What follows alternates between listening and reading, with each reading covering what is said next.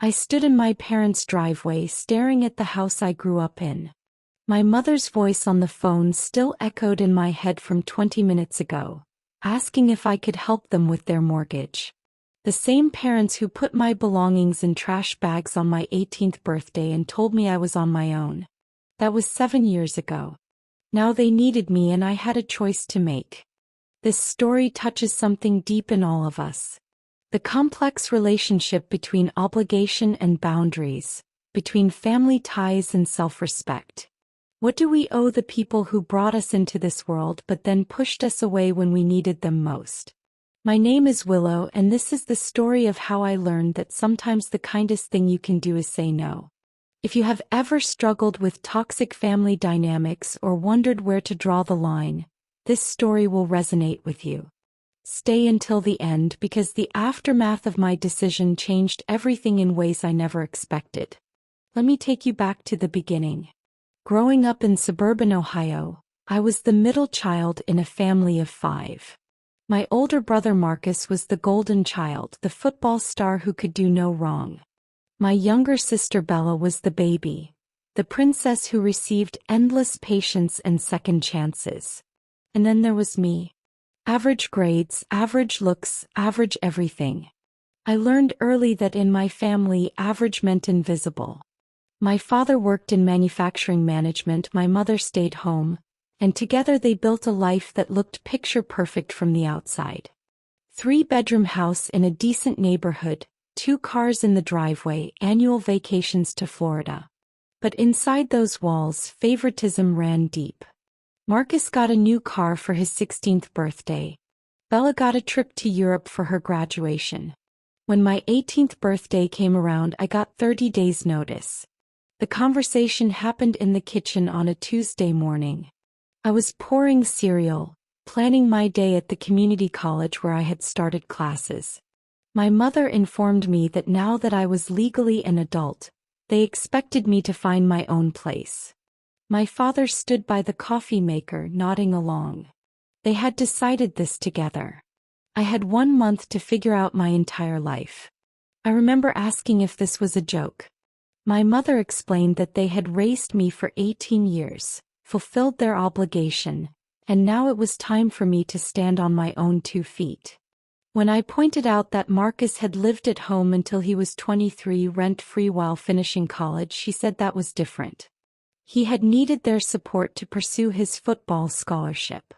When I mentioned that Bella was only 16 and would presumably live with them for years to come, my father finally spoke. He told me not to be dramatic, that this was normal, that I needed to grow up. I spent that month in a fog. My part-time job at a retail store paid $9 an hour. I had $600 in savings. The cheapest studio apartment I could find required first month, last month, and a security deposit, totaling $2,100. The math did not work no matter how many times I calculated it. I tried talking to them again, explaining the financial impossibility. My mother suggested I get a second job. My father said I should have planned better. Marcus offered no help. He had moved across the country for a coaching position and barely called home. Bella was too young to understand the severity of the situation, and honestly, I could not bring myself to burden her with it. I was completely alone in this. 2 weeks before my deadline, I applied for 3 credit cards. I was approved for one with a $3,000 limit and a 23% interest rate. I found a room in a house with 4 other people 40 minutes from campus, $450 a month plus utilities. On moving day, my parents helped me load my belongings into my old Honda. My mother hugged me and told me she was proud that I was taking this step toward independence. My father handed me $50 and said to call if I had emergencies. Then they drove away and I stood in front of a house full of strangers, holding everything I owned in 6 trash bags. The next 7 years were a masterclass in survival. I worked full-time at the retail store while taking classes part-time. It took me 6 years to finish my bachelor's degree in business administration instead of 4. I ate ramen and canned soup more nights than I can count. I walked 2 miles to work when gas money ran out.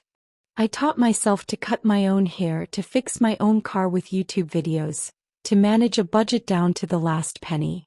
But I also learned something valuable. I learned that I was capable, that I could build a life on my own terms, that I did not need approval or support from people who saw me as a burden. I graduated debt-free because I paid for every class out of pocket rather than take loans. I got promoted to assistant manager, then regional supervisor. By 25, I was making $68,000 a year. Not wealthy but comfortable. Stable. During those years, contact with my family dwindled to holiday phone calls and awkward birthday texts. I sent cards at Christmas. They responded with generic messages. Marcus got married and I was not invited to the wedding. Bella graduated high school and I found out from Facebook. My parents never asked how I was doing, never acknowledged the life I had built. They had moved on and apparently so had I. The first crack in the silence came on a Wednesday afternoon in March. I was in my apartment reviewing quarterly sales reports when my phone rang. Unknown number. I almost did not answer, but something made me pick up. It was Bella, now 21 and in college. She sounded nervous. She told me that things at home were not good. Our parents had been struggling financially for the past 2 years. Dad had been laid off 18 months ago and was working a job that paid 40% less. Mom had taken a position at a grocery store to help, but it was not enough. They were behind on their mortgage, behind on car payments, accumulating debt. Bella herself was taking out student loans because they could not help her anymore. I listened, processing this information. Part of me felt that familiar pull of family obligation. But a larger part felt nothing. These were the same people who had watched me struggle with that exact situation 7 years earlier and offered no support. Now they were experiencing what I had been forced to navigate alone at 18, except they were in their 50s with decades of earning potential behind them. Bella continued talking. She admitted that our parents had asked her to call me. They were too proud to reach out directly, but they knew I was doing well. Word had gotten back to them somehow, maybe through mutual acquaintances from church or old neighbors. They had heard I had a management position, had a nice apartment, had money saved. And they wondered if I might be willing to help. I asked Bella what kind of help they were looking for. She hesitated before answering. They were 3 months behind on mortgage payments, facing foreclosure. They needed $11,000 to catch up. They were not asking for a handout, she insisted. They would pay me back with interest. They just needed a temporary loan to get back on their feet. The number hit me like a physical force. $11,000. That was more than 5 times what they had refused to help me with when I needed first and last month rent. That was the equivalent of what I had struggled to earn over 2 years of working 40-hour weeks at minimum wage while attending classes. And they wanted me to just hand it over because we shared DNA. I told Bella I needed time to think about it. She said they really needed an answer soon, that the foreclosure process was moving forward. I told her I would call back. Then I sat in my apartment staring at my bank account on my computer screen. I had $16,000 in savings. Money I had accumulated through relentless discipline and sacrifice. Money that represented security, represented never being vulnerable again. And my parents wanted me to give most of it away. Over the next week I thought about little else. I analyzed it from every angle. The moral obligation argument. They raised me, fed me, housed me for 18 years. The abandonment counterargument. They cut me off without warning or support when I needed them most. The family comes first philosophy versus the you made your choices principle. I talked to my therapist. I talked to close friends. I made lists of pros and cons. And slowly clarity emerged. My parents had taught me a valuable lesson when they kicked me out. They had taught me that life was about making choices and living with consequences. They had taught me that no one owed you anything, that you had to take care of yourself. They had explicitly told me that their obligation to me ended at 18. They had drawn that boundary clearly and firmly. Now I understood that boundaries worked both ways. I called Bella back on Tuesday evening. I told her I had made my decision, but I wanted to talk to our parents directly. She set up a call for the following night.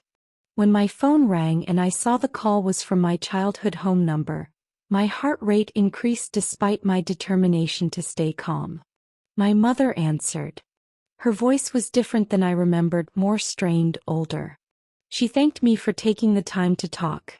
She explained their situation in detail, the layoff, the mounting bills, the foreclosure notice. She spoke about how hard they had worked their whole lives, how they had never expected to be in this position. She talked about the house, the memories there, how devastating it would be to lose it. Then she asked, as a daughter to her parents, could I find it in my heart to help? I let her finish completely. I waited through the silence that followed. Then I spoke. I acknowledged their situation sounded difficult. I explained that I understood financial hardship very well, having navigated it myself for years after leaving their home. I told them I had given their request serious thought and consideration. Then I said no. The line went quiet for a long moment. My father's voice came on, asking me to reconsider. I told him I would not be reconsidering. My mother started crying, asking how I could do this to my own parents. I remained calm. I reminded them that when I was 18, facing a similar crisis of needing money for basic housing, they had told me it was time to stand on my own feet. I was simply applying the same philosophy they had taught me. Family obligations, according to them, ended when someone became a legal adult. I was respecting the boundary they had established. My father's voice turned angry. He accused me of being vindictive, of holding a grudge, of punishing them for tough love. I corrected him. This was not punishment. This was the natural consequence of the values they had instilled in me.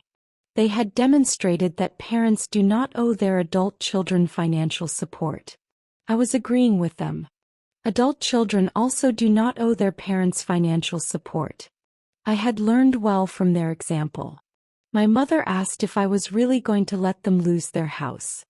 I told her I was not letting them do anything.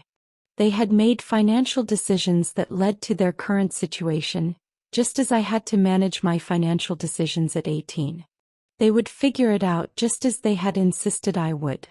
They were resourceful adults after all. The call ended with my father telling me I was selfish and my mother sobbing in the background. I hung up and sat in the dark of my living room, shaking from adrenaline but certain of my decision. I had not acted out of cruelty. I had acted from a place of self-preservation and consistency. They had drawn the map of our relationship. I was simply following the coordinates they had provided. The fallout was immediate and intense. Bella called me the next morning, upset. She told me our parents were devastated, that Mom had barely slept, that Dad was beside himself.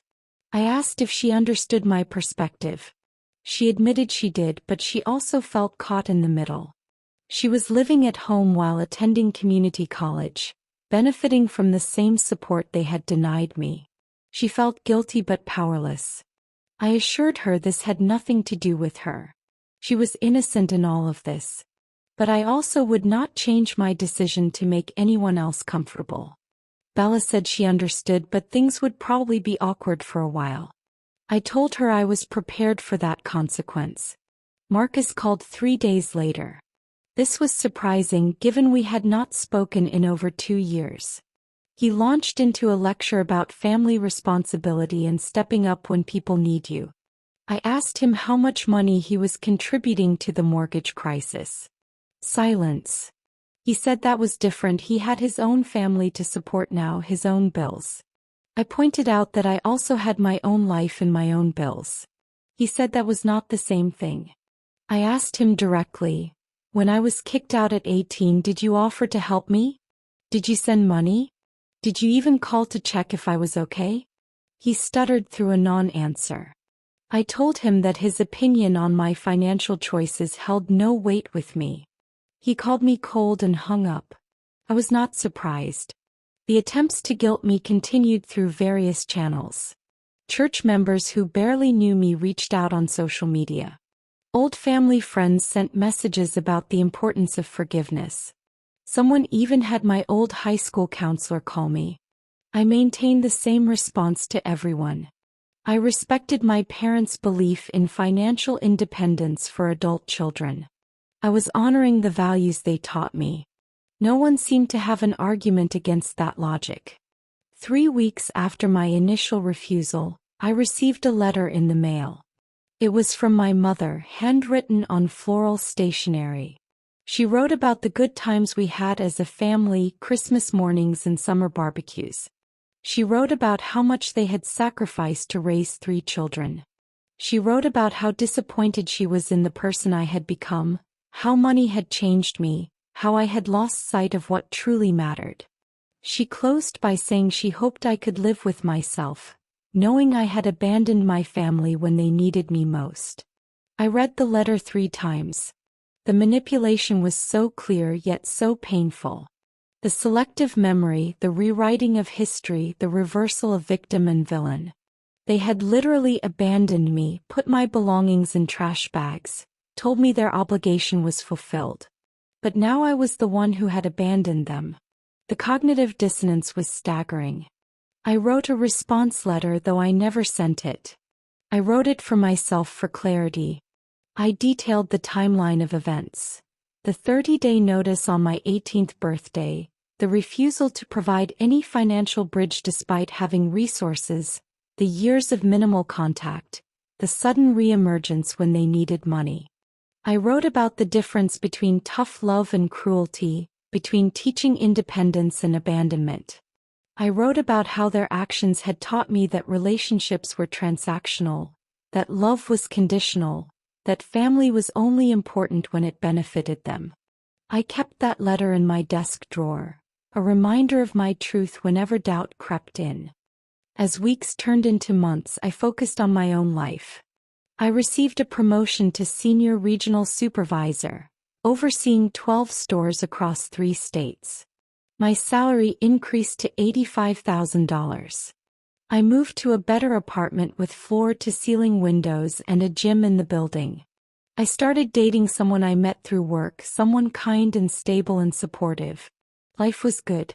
Life was mine. But I also knew this situation with my parents was not truly resolved. They were still facing foreclosure, still struggling.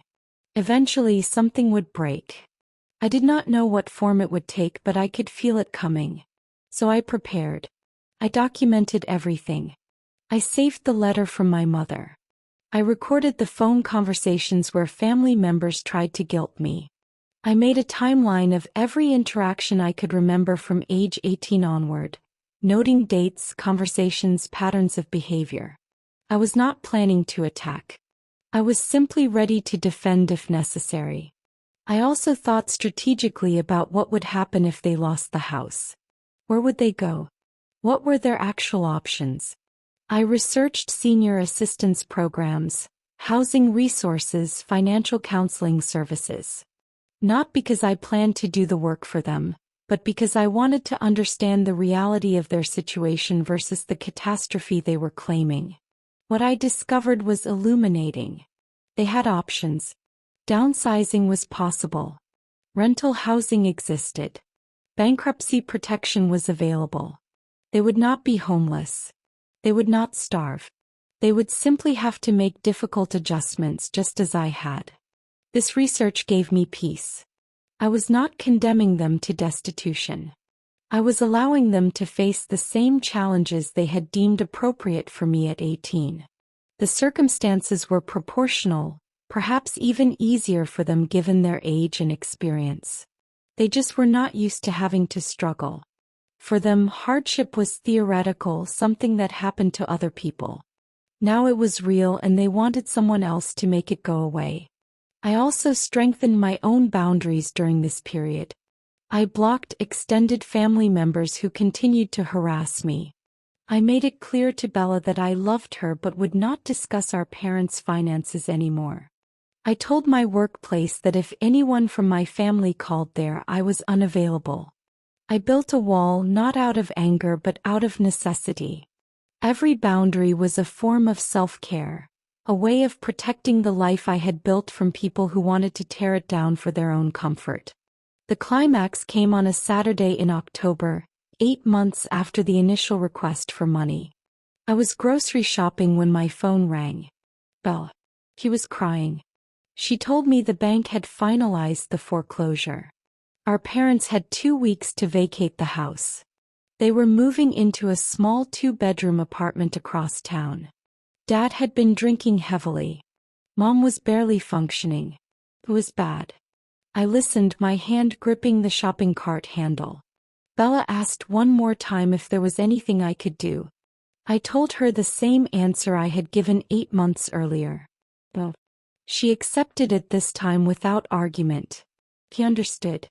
But she wanted me to know what was happening. I thanked her for keeping me informed. 2 days later, something unexpected happened. My mother called me directly. Her voice was different. Defeated. She asked if we could meet in person. Just to talk, nothing more.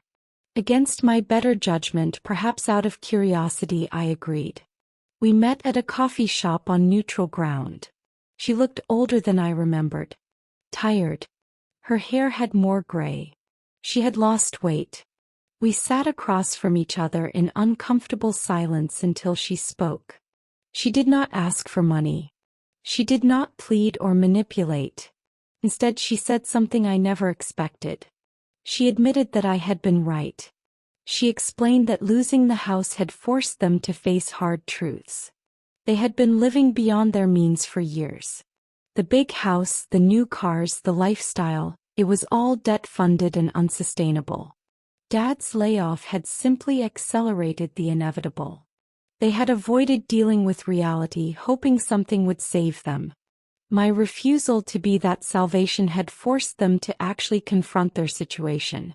She talked about how they had started financial counseling, how they were working with a bankruptcy attorney, how they were downsizing and simplifying. She admitted it was humiliating and painful but also somehow liberating. For the first time in decades, they were living within their actual means. No pretense. No keeping up appearances. Then she addressed the elephant in the room. She apologized for how they had handled my 18th birthday. She said they had thought they were teaching me independence, but they now understood they had simply abandoned me without tools or support. She saw the difference now that they were going through something similar. The fear, the uncertainty, the feeling of drowning. She said no parent should do that to a child regardless of age. He was sorry. I sat with those words.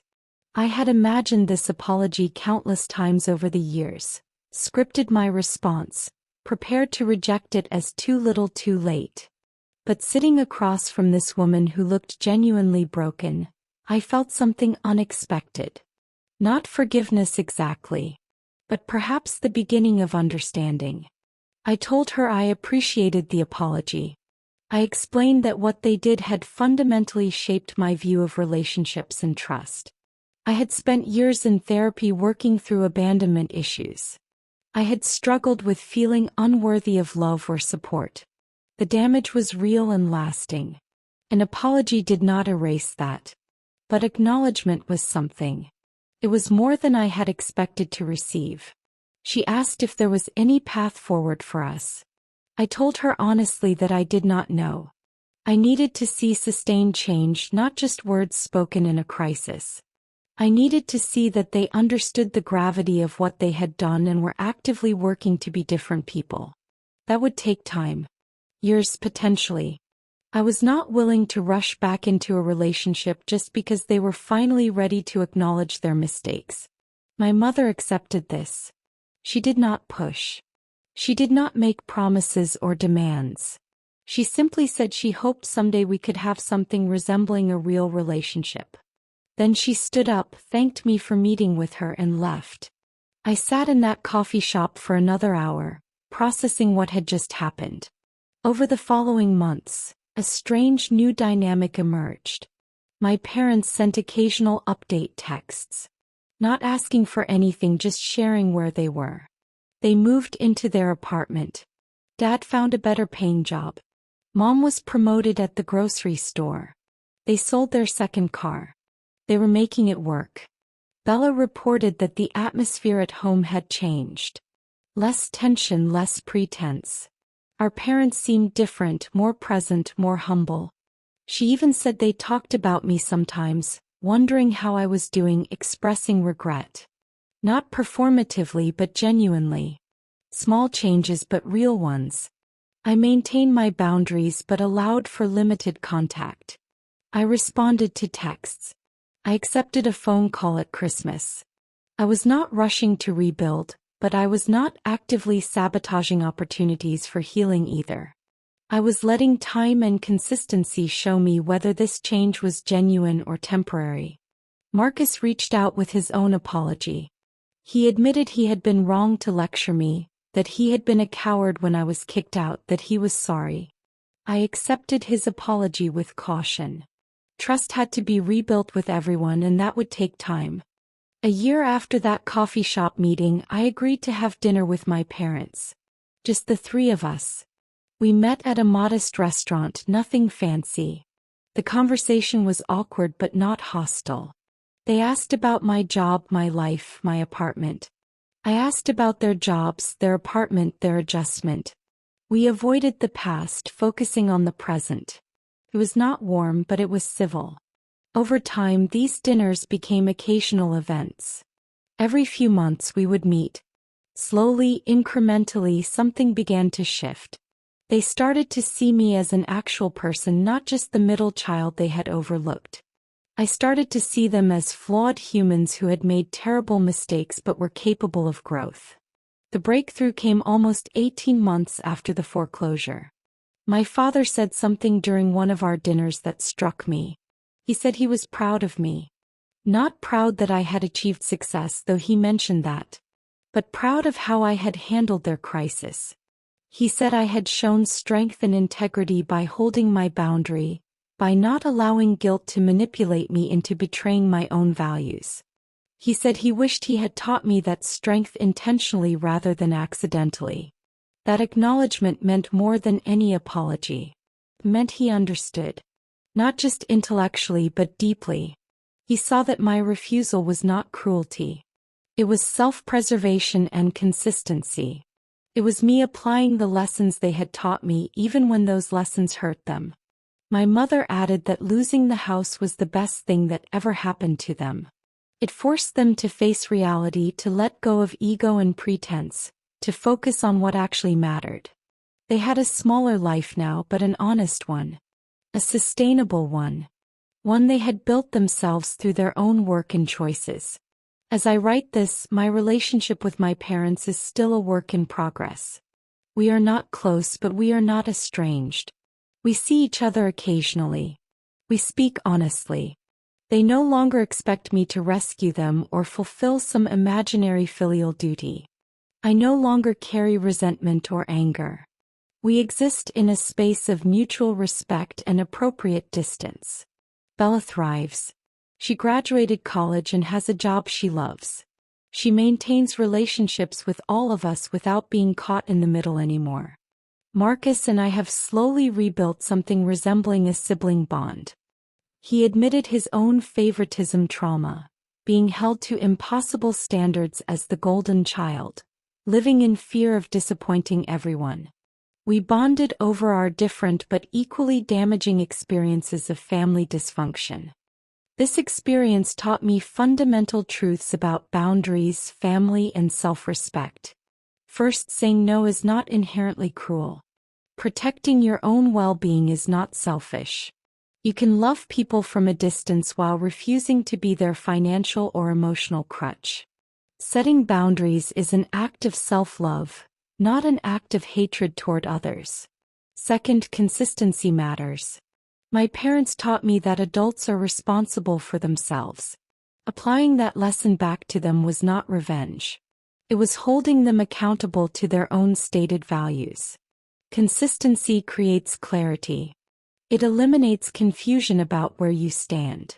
Third, people can change, but change requires crisis sometimes. My parents needed to hit bottom to recognize their patterns. My refusal to cushion their fall was actually what enabled their growth. Sometimes the kindest thing you can do is let people experience the natural consequences of their choices. Fourth, forgiveness is not required for healing. I have not fully forgiven my parents. I may never fully forgive them. But I have released the active anger. I have moved forward with my life.